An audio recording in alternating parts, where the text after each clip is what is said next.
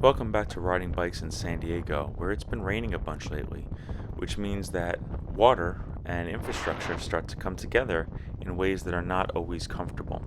We are on 30th Street and riding south. There's a sign here that says road work up ahead, but spoiler, there's no road work up ahead. There is a lot of water though.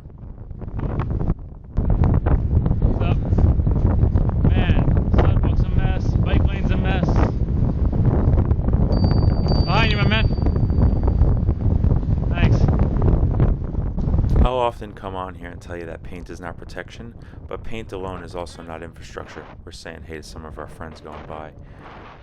What they did when they put the 30th Street bike lane in is that they put some paint down, put some flex posts in, but they didn't do any engineering. And while I really appreciate the effort, it seems like a sort of path of least resistance thing. They put the lane in, they're like, look, here we have this bike lane for you, but the sidewalk is neglected and floods. The what used to be the curb and is now the bike lane floods because they just didn't engineer it. So I hope that they come back in and do that at some point. I don't know if there are any plans for it.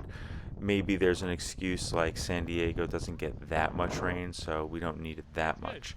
But the idea for me is that we're just seeing examples of how drivers are placed above those outside of cars. We see it all the time, but the bike lane serves us unless it rains. And pedestrians can only walk in so many places when the sidewalks are flooding, and the bike lanes are also getting huge puddles in.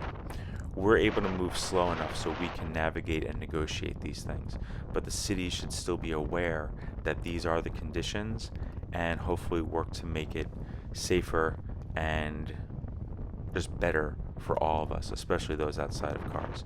I went to a talk last night with the bike mayor of Emeryville, John Botter, and he was fantastic, but one of the things he talked about was safety. The priority is always safety.